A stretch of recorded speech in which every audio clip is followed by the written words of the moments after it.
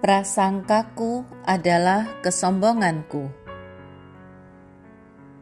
Bacaan Injil hari ini diambil dari Matius bab 1 ayat 1 sampai 17. Inilah silsilah Yesus Kristus, anak Daud, anak Abraham. Abraham memperanakan Ishak. Ishak memperanakan Yakub. Yakub memperanakan Yehuda dan saudara-saudaranya. Yehuda memperanakan Peres dan Zerah dari Tamar. Peres memperanakan Hezron. Hezron memperanakan Ram. Ram memperanakan Aminadab. Aminadab memperanakan Nahason. Nahason memperanakan Salmon. Salmon memperanakan Boas dari Rahab. Boas memperanakan Obed dari Rut. Obed memperanakan Isai. Isai memperanakan Raja Daud. Daud memperanakan Salomo dari istri Uria.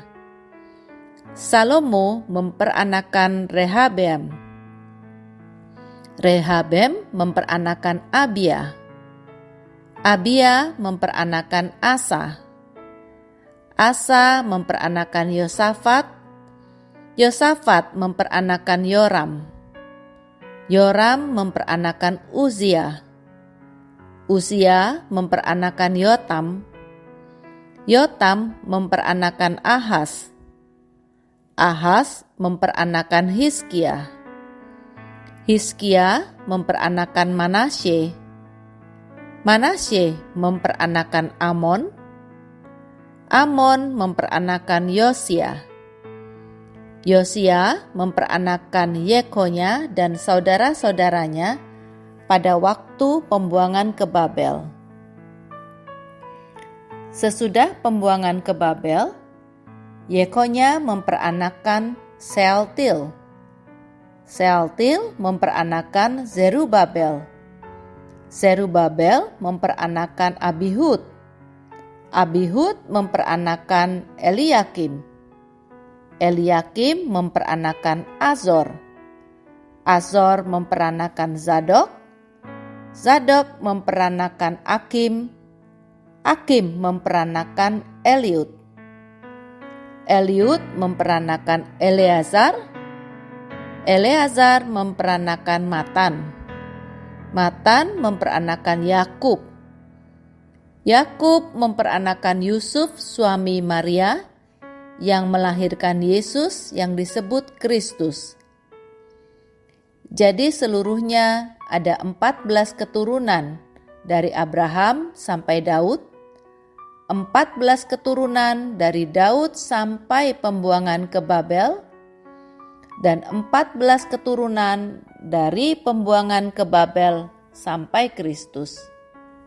Demikianlah sabda Tuhan. Terpujilah Kristus.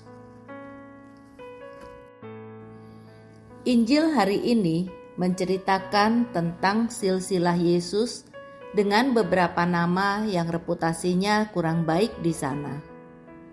Ada Tamar yang tidur dengan ayah mertuanya. Ada Daud yang mengingini istri panglima perangnya. Penolakan atas silsilah Yesus yang kurang keren ini bisa kita jumpai di Lukas bab 4 ayat 22.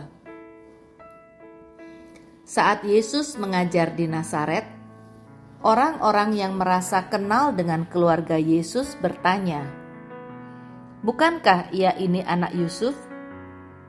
Siapa sih Yusuf itu?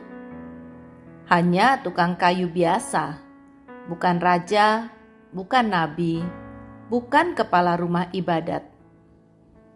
Masa anak tukang kayu miskin mau mengajari ahli-ahli Taurat dan orang-orang kaya?" Pikiran-pikiran ini muncul dari hati yang sombong, yang merasa lebih baik garis keturunannya dan yang merasa lebih hebat keluarganya daripada keluarga Yesus. Tidak beda dengan sekarang, istilah bibit, bobot, dan bebet masih sering dipertanyakan saat mencari pasangan hidup. Dia anaknya siapa? Agamanya apa? Pekerjaan bapaknya apa? Ekonominya bagaimana? Sekolah di mana? Dan lain-lainnya. Semakin kaya dan berkuasa satu pihak, makin berat persyaratan bibit, bebet, dan bobotnya. Saya yang berasal dari Surabaya sempat ditentang oleh orang tua saya saat berpacaran dengan suami saya yang berasal dari Medan. Orang tua saya menilai orang Medan kasar dan ambisius.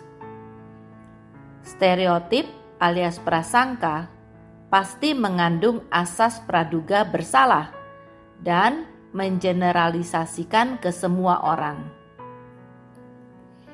Puji Tuhan, melalui interaksi terus-menerus yang positif, akhirnya orang tua saya memahami bahwa menantunya yang berasal dari Medan ini punya sifat terus terang, bukan kasar, dan giat mencari nafkah, bukan ambisius yang negatif. Sejak saat itu, saya berusaha menilai seseorang dari tingkah laku dan sifat-sifatnya. Walaupun tidak bisa dihindari, terkadang prasangka masih sering membayang-bayangi. Bacaan hari ini mengingatkan kita semua untuk tidak mudah berprasangka, untuk lebih murni dan lebih rendah hati saat berhubungan dengan siapa saja. Karena setiap prasangka sebenarnya adalah bentuk kesombongan kita. Marilah kita berdoa.